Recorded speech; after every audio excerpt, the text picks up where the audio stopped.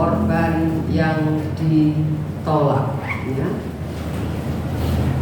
Kita baca Alkitab kita di dalam suratan Roma.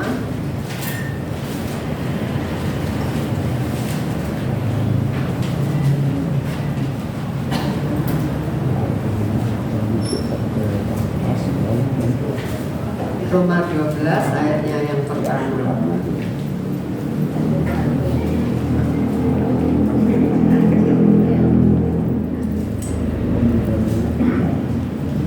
Ya, ayat gak asing lagi bagi kita. Roma 12 ayat 1. Ya, semua dapat ya? Yuk baca 2, 3. Karena itu saudara-saudara, demi kemurahan Allah, aku menasihatkan kamu supaya kamu mempersembahkan tubuhmu sebagai persembahan yang hidup, yang kudus, dan yang berkenan kepada Allah. Itu adalah ibadahmu yang sejati. Jadi ibadah yang sejati itu bukan cuma kalau saudara datang ke gereja, tetapi firman Allah katakan ketika kamu mempersembahkan tubuhmu sebagai persembahan yang hidup, saudara ya, bukan yang mati, ya, tetapi yang hidup dikatakan. Kemudian apa? Yang kudus dan yang berkenan kepada Allah. Dengan kata lain, seluruh gerak hidup saudara dan saya, ya, di dalam segala aspek kehidupan kita, apapun yang saudara dan saya lakukan, saudara, itu semua merupakan korban yang kita persembahkan kepada Tuhan. Amin. Jadi bukan cuma di gereja ini, bukan. Ibadah itu 24 jam, boleh katakan gitu. Dimanapun kita berada, ya saudara, itu ibadah kita. Kita tidak boleh memisahkan antara hal yang rohani dengan jasmani. Dalam arti begini loh, misalnya, oh ya kalau di gereja jangan nipu kalau di gereja. Tapi kalau di marketplace, di bisnis bolehlah nipu. Gitu. Gak boleh dibeda-bedakan, saudara. Kalau di gereja tidak boleh nyontek, di sekolah boleh nyontek, bukan, saudara. Hidup kita ini, apapun yang kita lakukan, ya, apapun yang kita kerjakan, itu harus menjadi persembahan, itu harus menjadi ibadah yang sejati, kata firman Tuhan. Harus kudus, harus berkenan kepada Allah. Nah, kita akan belajar, saudara, ternyata di dalam kehidupan ini ada korban yang bisa ditolak oleh Tuhan. Ya, kita akan belajar mengapa korban itu ditolak oleh Tuhan.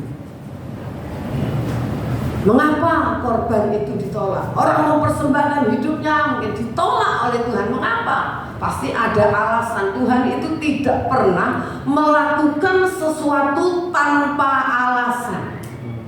Kalau kita tanya kenapa kamu datang? Gak tahu kenapa ya. Itu sudah tidak ada. Tuhan itu tidak ada begitu ya. Mengapa ditolak oleh Tuhan? Yang pertama, korban bukan itu yang Tuhan minta. Kalau kita mempersembahkan korban tapi bukan itu yang Tuhan minta, korban itu akan ditolak oleh Tuhan, saudara ya. Nah, kita akan melihat, saudara, ayatnya. Yuk, Kejadian pasal yang keempat, pasti ayat yang gak asing lagi, saudara tahu. Tapi kita perlu baca supaya kita ingat. Kalau ada yang gak ingat juga kan.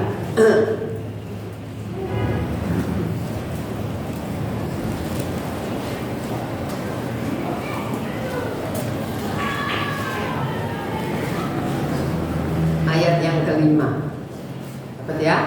Yuk baca 2, 3. Tetapi Kain dan korban persembahannya tidak diindahkannya. Lalu hati Kain menjadi sangat panas dan mukanya muram. Nah, saudara, ya, dikatakan Kain dan korban persembahannya tidak diterima oleh Tuhan. Ya, ditolak oleh Tuhan sehingga hati Kain menjadi sangat panas dan mukanya muram. Saya akan ajak saudara baca dulu Kejadian pasal 3 ayat yang ke-7.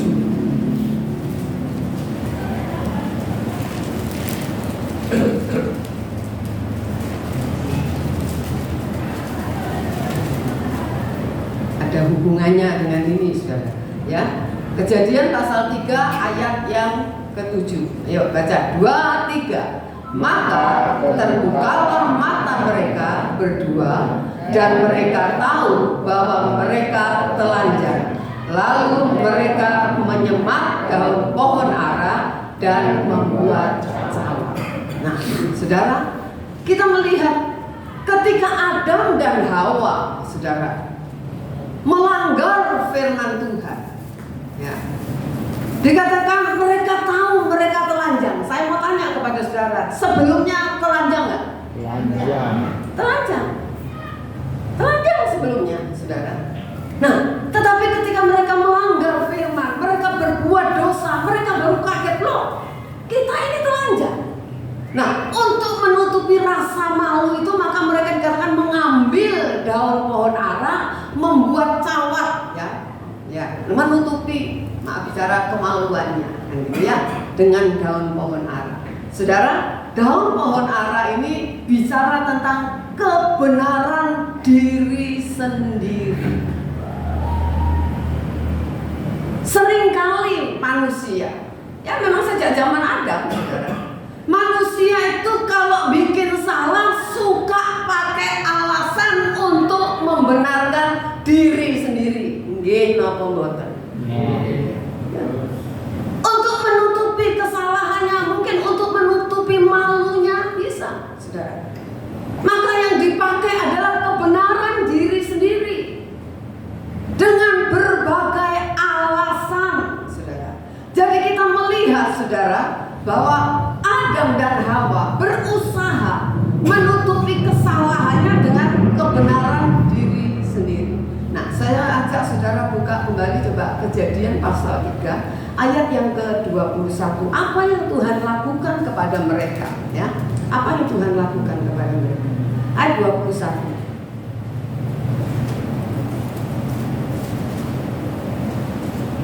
Ayo baca 2, 3. Dan Tuhan Allah membuat pakaian dari kulit binatang untuk manusia dan untuk istrinya itu, lalu mengenakannya kepada mereka. Nah, pakaian yang tadinya daun ara diganti oleh Tuhan dengan kulit binatang. Saya mau tanya, kalau pakai kulit binatang berarti ada binatang yang disembelih nggak? Atau dibunuh? Ada kan? Oleh mana? Dapat mana kulitnya? Harus. Nah, saudara, jadi kita melihat, saudara, bahwa firman Tuhan atau Tuhan mengajarkan kepada manusia sejak zaman Adam dan Hawa bahwa kesalahan manusia itu harus ditebus. Bahwa tidak ada ayat berkata gini, tidak ada atau tanpa penumpahan darah tidak ada pengampunan. Itu sebabnya ini juga merupakan nubuat bahwa Tuhan Yesus akan menjadi korban, menumpahkan darahnya untuk menebus kesalahan dosa manusia.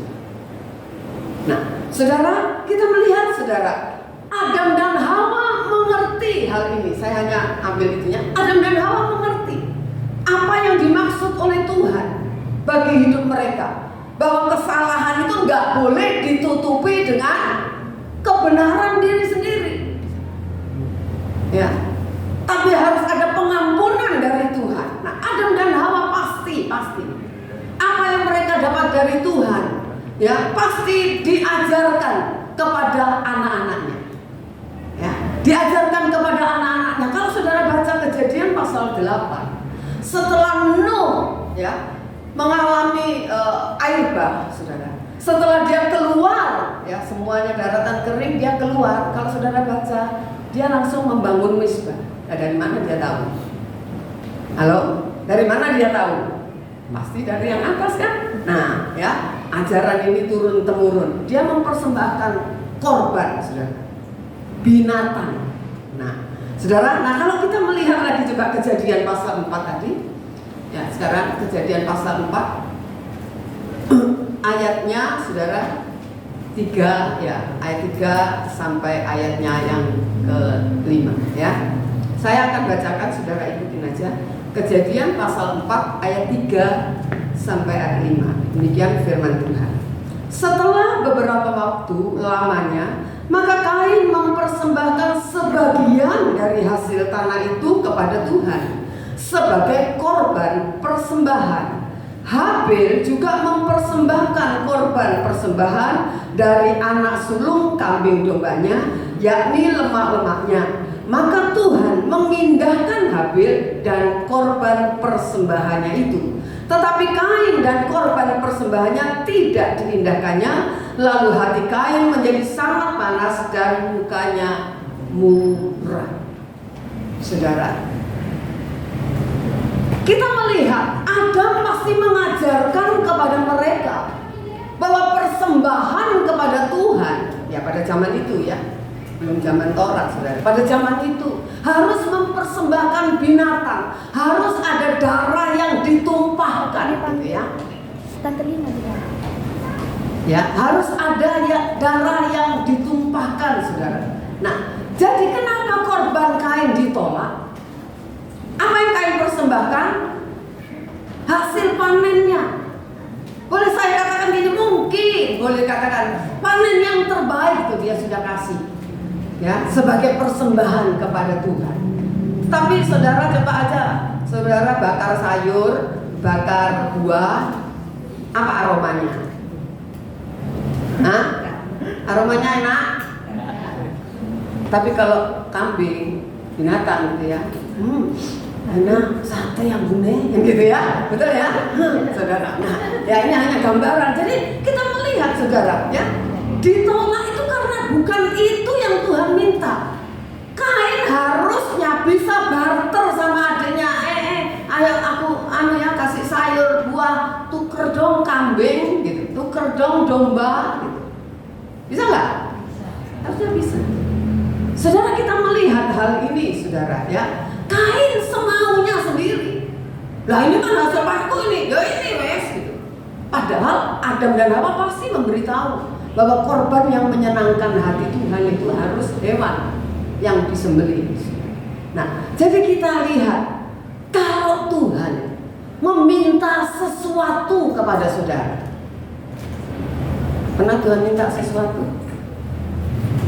Kalau Tuhan minta sesuatu kepada saudara, entahkah itu waktu, entahkah itu tenaga, entahkah itu uang, entahkah itu talenta, termasuk ego kita. Jangan Tuhan suruh kita persembahkan ego kita juga, yang nggak mau kalah itu, saudara ya. Nah, jadi kita melihat kalau kita ganti semau kita, saudara, dan itu bukan yang Tuhan minta.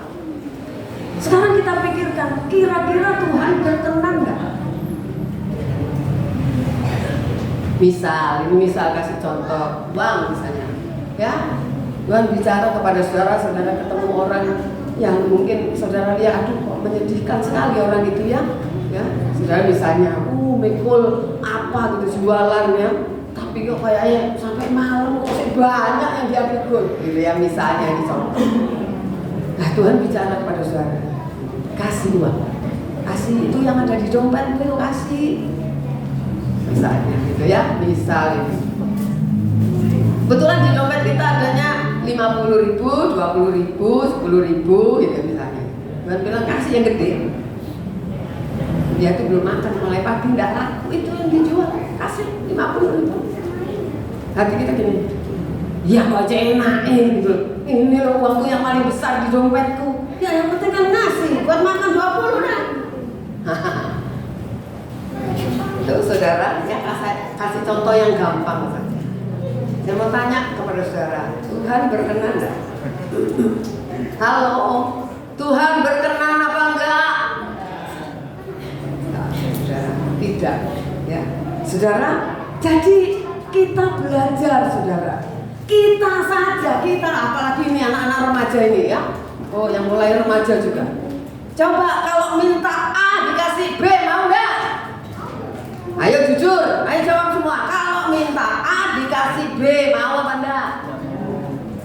Jawabannya gini, aku kan bukan mau itu, Mas. Halo, jujur aja, bener nggak? Lu termasuk yang tua. Lu aku tadi lagi teh nasi campur kok gue beli rujak itu loh, panganan dewe gitu lah misalnya. Kita aja nggak mau loh nak diganti-ganti, apalagi kalau pacar, betul nggak? Yang pacar pilihannya mama ini the best, enggak itu bedes gitu kita. Nah, bukan the best, kita bilang bedes, ya kan? Halo, kita aja lo nggak mau diganti-ganti, bener nggak? Nggak suka kita. Loh, saya memberikan contoh saudara kepada saudara ya. Tuhan itu minta Abraham korbankan siapa? Ishak. Seandainya diganti sama Abraham 1000 domba yang terbaik, mau nggak Tuhan? Kenapa enggak? Ya bukan itu yang Tuhan minta, betul? Bagi Abraham itu oke sih 1 banding 1000. Pakai ini Tuhan. Ojo Ishak cuma punya 1, gitu ya. Yang 1000 ini enggak. Tuhan akan tolak, saudara. Jadi ini pelajaran bagi kita, saudara ya. Kalau Tuhan mau dari kita itu A, jangan diganti B. Semau kita. Menurut kita sing penting korban. Halo, sing penting kan berkorban. Bukan itu. Bukan sing penting kan berkorban, bukan. Itu atau bukan yang Tuhan minta. Ya. Jadi kita belajar korban itu bisa ditolak oleh Tuhan karena bukan itu yang Tuhan minta dari saudara. Ada orang kalau mau menginjil ya, ada orang yang memang Tuhan utus untuk pergi, betul? Tapi ada orang juga yang dipakai Tuhan untuk membiayai dia pergi. Halo, bener nggak? Dia nggak perlu pergi, yang pergi biar orang lain. Tapi duitmu ikut pergi gitu loh. Halo, ya sudah. Jadi kita belajar begitu. Apa sih yang Tuhan minta dari hidup saudara? Apa, saudara? Jadi kita belajar, ayo. Ya, jangan ganti-ganti semau kita sendiri. Ya, seperti saya katakan, entahkah itu tenaga, entahkah itu waktu, entahkah itu kepintaran saudara, apa saja. Kalau itu Tuhan minta, korbankan sebagai korban yang terbaik kepada Tuhan. Amin. Ya, supaya apa yang kita berikan itu tidak ditolak oleh Tuhan. Ya, jangan sampai kita memberikan bukan apa yang Tuhan minta dari kita. Nah, sekarang yang kedua. Korban yang ditolak yang kedua adalah punya maksud baik tapi tidak tepat di dalam ketaatan. Kalau saya kasih judul yang lebih gampang, baik tapi tidak benar di hadapan atau menurut penilaian Tuhan. Baik menurut kita, tapi dalam penilaian Tuhan tidak benar. Korban itu juga akan ditolak oleh Tuhan. Nah, baik menurut kita baik, tapi Tuhan bilang enggak, aku enggak berkenan. Ya, baca sekarang 1 Samuel pasal 15. 1 Samuel pasal 15. Dikasih tanda atau dikasih pita. 1 Samuel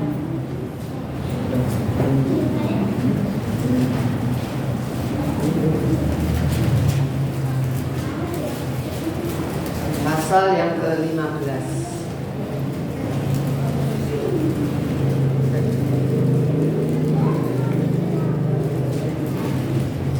Kasih kita ya. Kalau saudara tutup nanti tidak bingung lagi nyarinya. Saya akan ajak buka di situ. 1 Samuel pasal 15 ayat yang ke-15.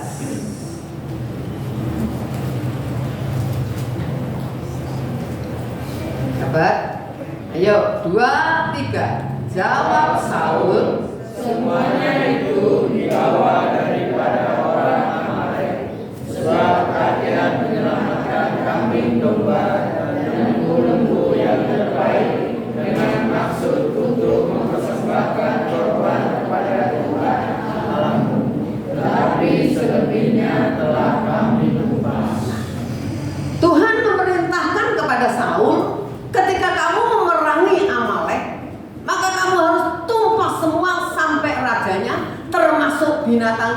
habisin semua.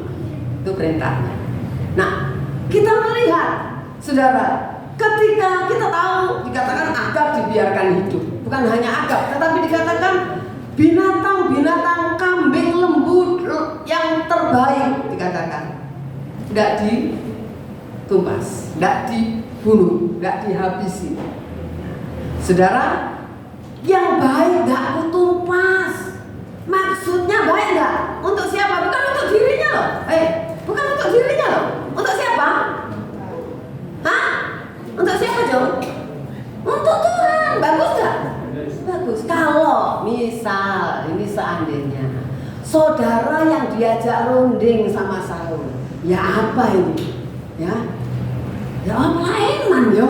Sing gendut-gendut semua, ya bohai-bohai gitu ya.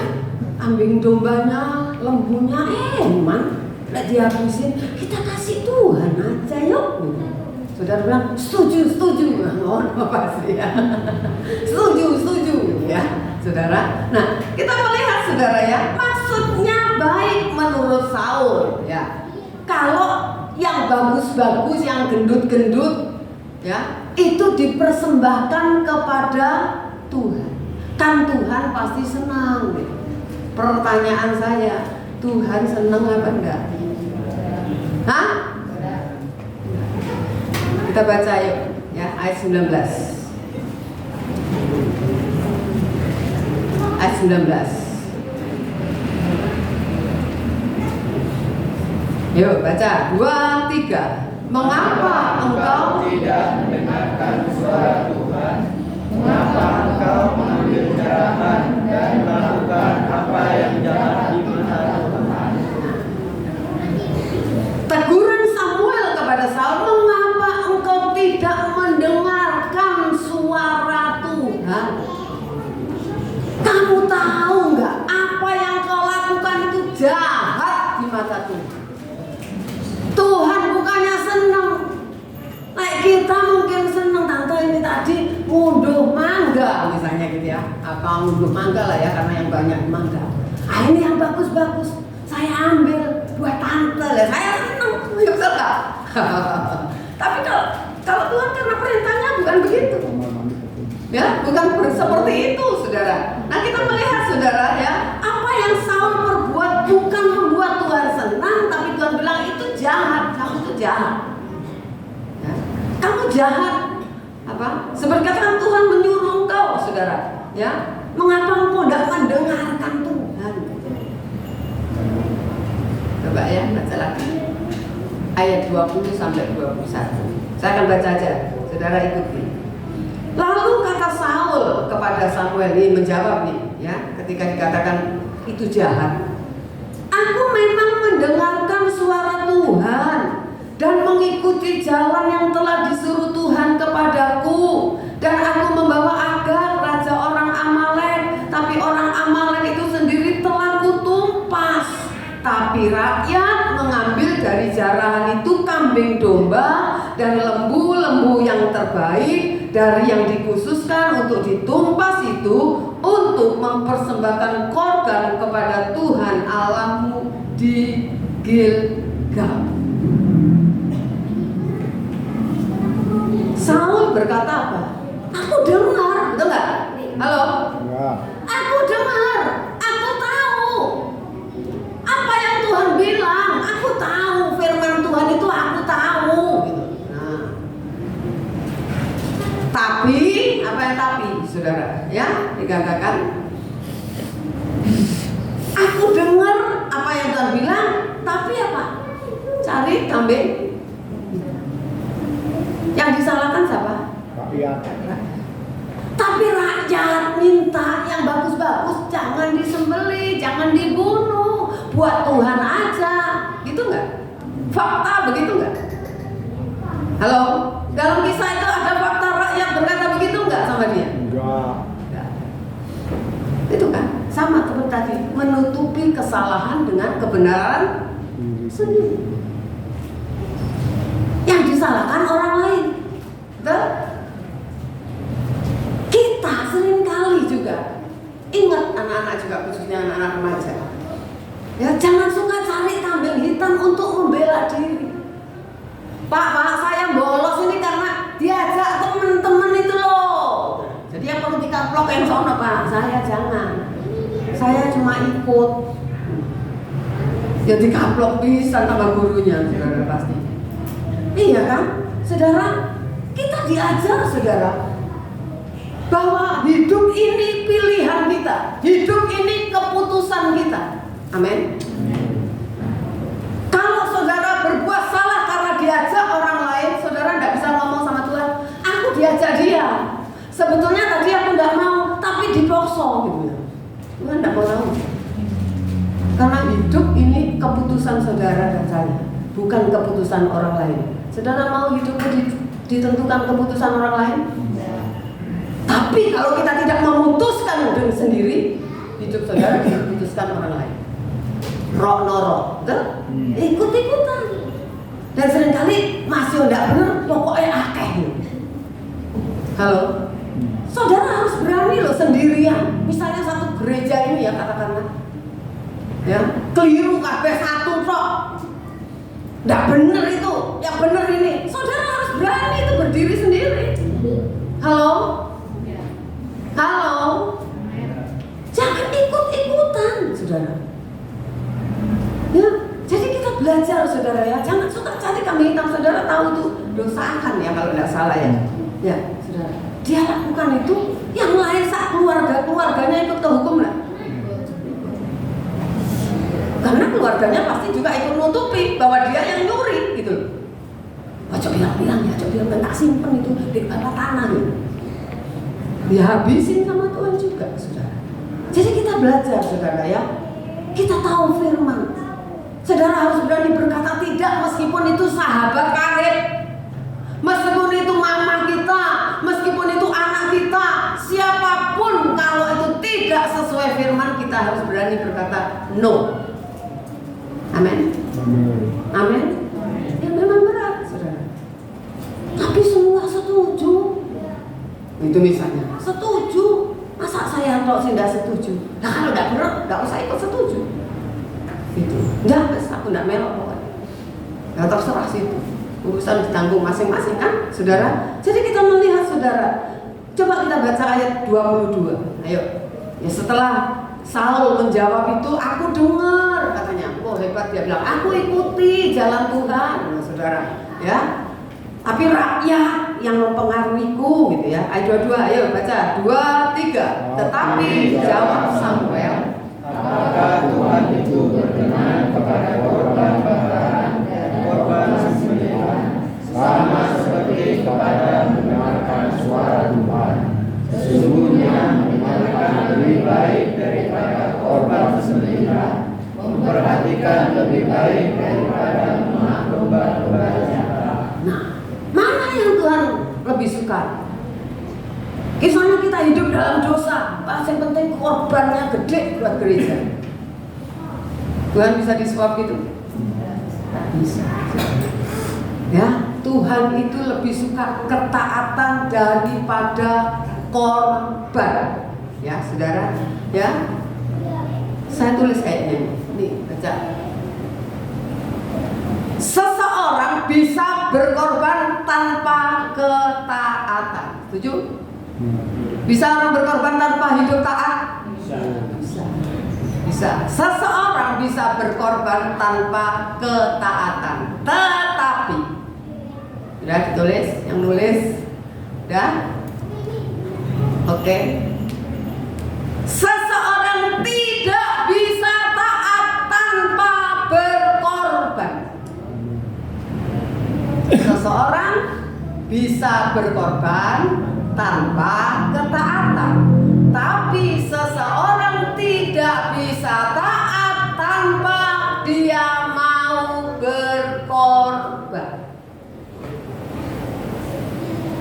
Omong kosong kalau dia ngomong aku taat tapi tidak mau berkorban. Omong kosong. Ya, saudara, kita melihat, saudara ya, kita mesti hati-hati. Ya, saudara datang ke gereja termasuk saudara berkorban. Tak berkorban tenaga doang, tak berkorban juga uang, apalah. Tapi kita nggak bisa taat kalau tanpa berkorban. Nggak bisa, saudara. Ya, kita nanti akan lihat ya. Kita akan lihat contoh yang lain dulu. 2 Samuel pasal 6. Pasal 6 ayat 2 dan 3. 2 Samuel pasal 6 ayat 2 dan ayat yang ketiga.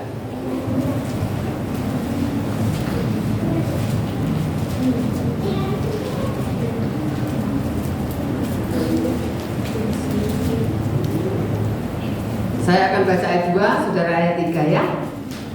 2 Samuel 6 ayat 2 dan 3. Kemudian bersiaplah Daud lalu berjalan dari Baale Yehuda dengan seluruh rakyat yang menyertainya untuk mengangkut dari sana tabut Allah yang disebut dengan nama Tuhan semesta alam yang bertahta di atas kerubim. 3. Mereka menaikkan tabut Allah itu ke dalam mereka yang baru setelah mengangkatnya dari rumah Abinadab yang di atas bukit. Lalu Uza dan Ahio anak-anak Abinadab mengantarkan kereta itu. Nah, maksud Daud baik, betul nggak? Tabut Allah itu, no gambarnya dari emas, sudah berat pasti, ya berat. Maksud Daud baik, tabut Allah diangkut pakai kereta dan dikatakan kereta baru, bukan kereta bekas, bukan. Daud tahu ngangkat pakai kereta baru. Mungkin dia punya maksud ya, supaya enggak capek. Ini tadi bilang di tempat tinggi ya, supaya enggak capek. Kalau pakai kereta juga supaya cepat sampai. Bagus enggak? Bagus. Dosa? Enggak kan? Masa berdosa? Enggak. Ya kan, menurut Daud enggak salah. Nah, saudara, tapi kita melihat kalau saudara membaca dari Keluaran sampai kitab Nabi Yosua, tidak pernah tabut Allah itu diangkut pakai kereta. Tidak pernah. Ada yang tahu harus apa?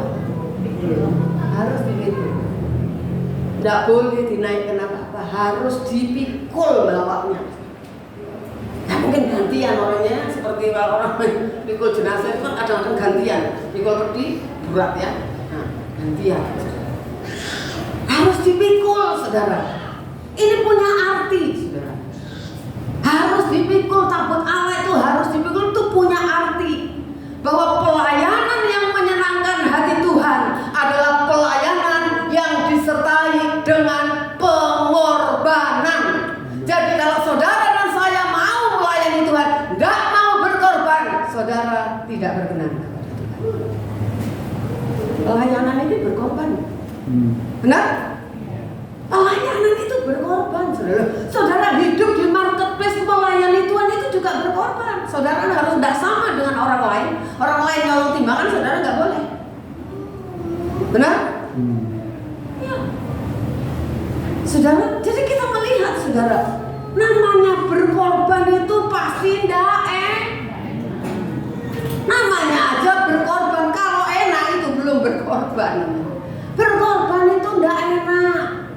Nah, enaknya apa berkorban itu? Berkorban itu bisa capek, betul? Berkorban itu bisa korban perasaan, benar nggak?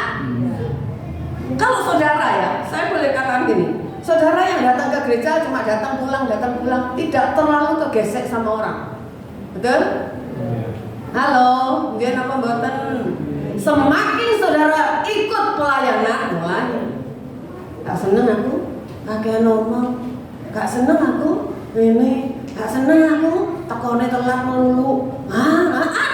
Ada saja, betul nggak? Iya, kalian datang pulang kan nggak terasa. Apalagi kalau gereja gede ya, yang katakan ribuan, kenal aja enggak yang sama sebelahnya, betul nggak? Nggak ada urusannya. Tapi coba saudara ikut misalnya kalau mereka pakai istilah connect group apa-apa, pasti kesentuh, pasti kecentok. Saudara, pelayanan itu korban perasaan, bisa disalah mengerti, benar nggak?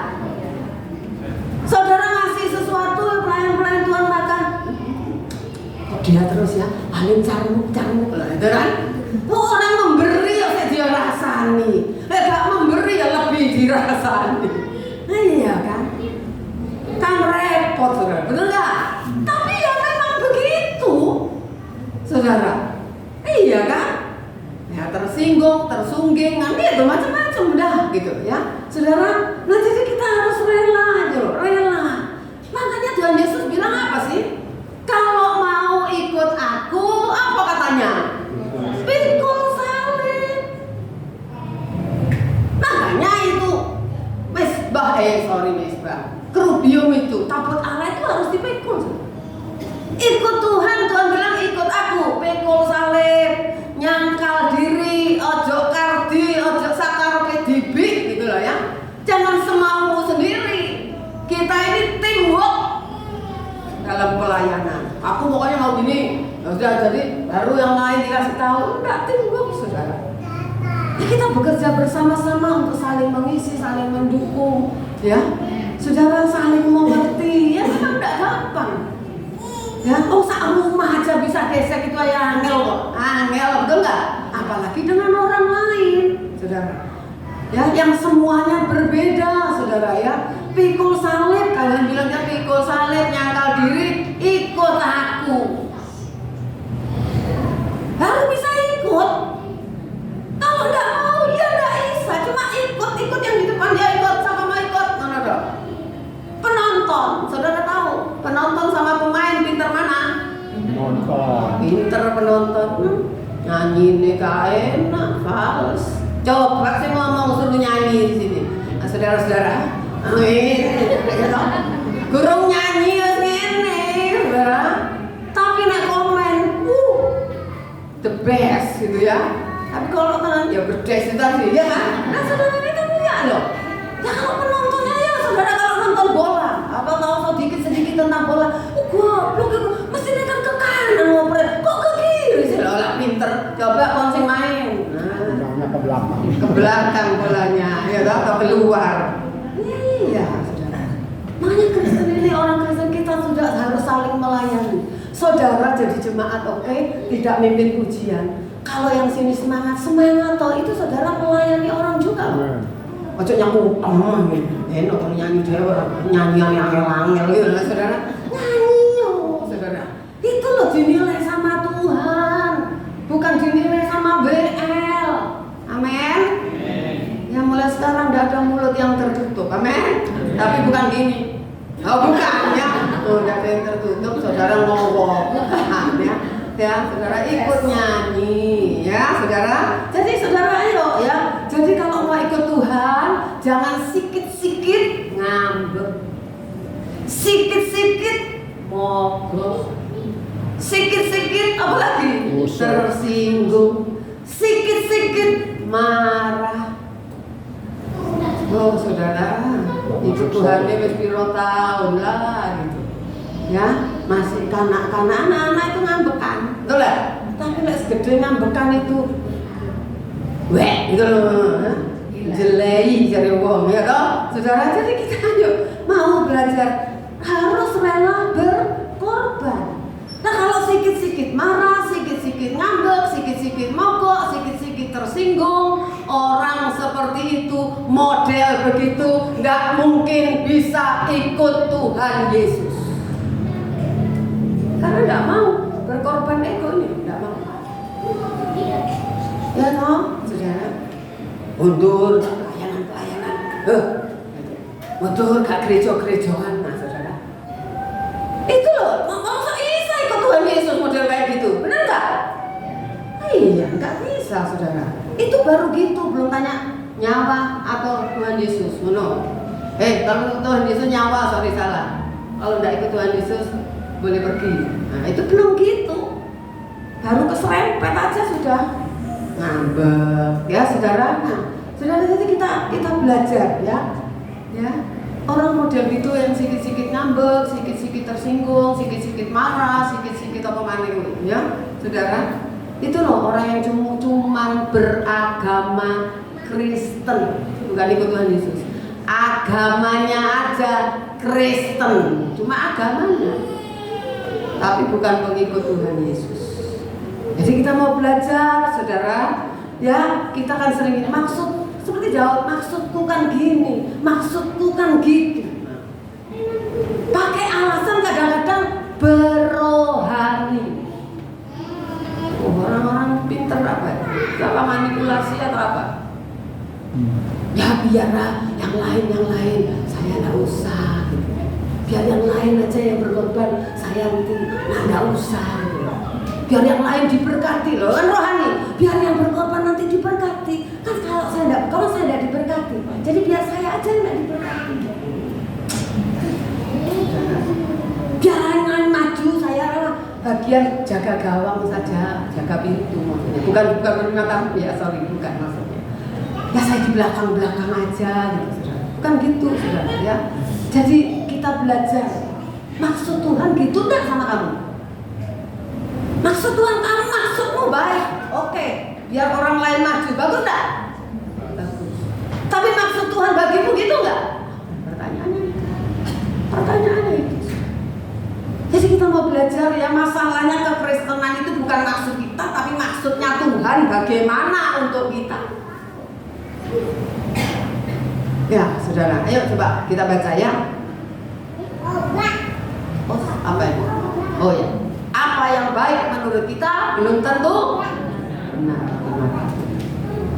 Itu kita harus tahu. Ya, baik belum tentu benar. Saya sudah pernah khotbah itu, enggak zaman bahula. Ayo, di dalam Yakobus itu gitu kan ya, yang kita lakukan dikatakan biarlah kita belajar bukan kehendakku yang jadi. Itu Yakobus. Nah sekarang ini baca Matius 7 ayat 23, ayat yang enggak asing. Baca yang keras. Matius 7 ayat 23. Dapat? Dah, yuk baca 2, 3. Pada waktu aku akan berterus terang kepada mereka dan berkata, aku tidak pernah mengenal kamu, menyangka daripadaku kamu sekalian membuat kejahatan. kita lihat orang-orang hebat ini ditolak oleh Tuhan. Ya, mengapa mereka ditolak? Melakukan apa yang baik tapi tidak hidup dalam ketaatan. Banyak orang berpikir aku kan tidak nyolong, aku kan tidak mencuri, aku tidak berzina, yang itu begitu dia omongin. Tapi kalau soal taat sama Tuhan tidak mau. Mungkin saudara dan saya bisa boleh katakan baik di mata tetangga. Pertanyaannya baik tidak di mata Tuhan? Sebab ukuran Tuhan dengan ukuran manusia nggak sama. Amin. Saudara, kalau kita melihat kenapa mereka ditolak, mereka melakukan apa yang baik. Ayat 22, pada hari terakhir banyak orang berseru kepadaku, Tuhan, Tuhan, bukankah kami bernubuat demi namamu, mengusir setan demi namamu, mengadakan banyak mujizat demi namamu juga? Orang-orang ini di mata orang lain baik enggak? Dia mendoakan orang sakit sembuh, orang bangkrut mungkin pulih ekonominya, dan lain sebagainya. Dia menubuatkan hidup seseorang baik. Orang-orang pelayanan enggak? Pelayanan. Tapi Tuhan masih bisa bilang kamu jahat, pembuat kejahatan. Nanti yang bikin itu mereka, enggak? Pembuat kejahatan kamu, tapi tidak hidup di dalam ketaatan. Kayak Al 21 berkata, bukan setiap orang yang berseru kepadaku Tuhan, Tuhan akan masuk ke dalam kerajaan surga, melainkan dia yang melakukan kehendak Bapakku yang di surga. Kalau dihubungkan dengan ayat yang ke-22, bukan orang yang membuat mujizat, bukan orang yang membuat bernubuat, bukan orang yang mengadakan mujizat menyembuhkan orang sakit yang masuk surga, tapi orang yang melakukan kehendak Bapakku yang di surga. Amin. Ya, saudara. Ayo kita mau belajar. Ayo kita menjadi orang baik-baiklah di hadapan Tuhan. Bukan hanya di hadapan manusia. Orang baik di hadapan Tuhan itu kadang-kadang di hadapan manusia dianggap tidak baik. Betul? Coba satu kantor, korupsi, saudara enggak? Saudara kan di mata mereka tidak baik, saudara. Betul? Ya. Kita orang tidak baik bagi mereka. Tidak mau diajak kerjasama. Tidak baik. Tuhan Yesus baik enggak? Baik. Semua orang bilang dia baik? Enggak. Puasa salah, enggak puasa salah, gitu kan ya? Nyembuhkan orang sakit salah, enggak nyembuhkan yang kira-kira salah, kan gitu. Salah aja. Tapi kita lihat Tuhan tetap berdiri di dalam kebenaran firman Tuhan, menuruti kehendak Bapa. Ya, berdatang aku datang, ya, untuk melakukan kehendak Bapa dan menyelesaikan pekerjaan. Yuk kita juga. Saudara dan saya sudah ditebus oleh darah Tuhan Yesus. Saudara umat pilihan, saudara orang-orang yang disayang Tuhan. Ayo kita melakukan kehendak Bapa. Masing-masing Tuhan itu punya rencana dalam hidup kita yang berbeda-beda satu dengan yang lain. Berikan apa yang Tuhan minta, bukan apa yang Tuhan tidak minta. Ayo kita menjadi orang bukan hanya baik tapi berkenan kepada Tuhan. Apa yang kita lakukan itu yang sesuai firman, bukan yang menurut kita maksud saya baik begini. Kadang-kadang kamuflase, saudara. Di balik itu tidak sama antara mulut dengan hati, tidak sama. Tidak sama. Jadi ayo kita belajar, amin. Menyenangkan hati Tuhan itu harus bagian yang utama dalam hidup kita. Ya, meskipun mungkin bisa tidak menyenangkan orang lain, bisa. Ya, karena kita berdiri di atas kebenaran firman, tidak sama dengan orang lain. Saudara dianggap aneh, saudara dianggap ya cari muka mungkin. Tidak apa-apa cari muka di hadapan Tuhan, saudara. Jangan cari muka di hadapan manusia, amin. Ya, kita mau belajar, saudara ya. Ya, kiranya Tuhan menolong kita supaya apa yang saudara dan saya lakukan, apa yang saudara dan saya korbankan tidak menjadi sia-sia dan ditolak oleh Tuhan. Kiranya Roh Kudus menolong dan menyadarkan kita semua. Tuhan memberkati.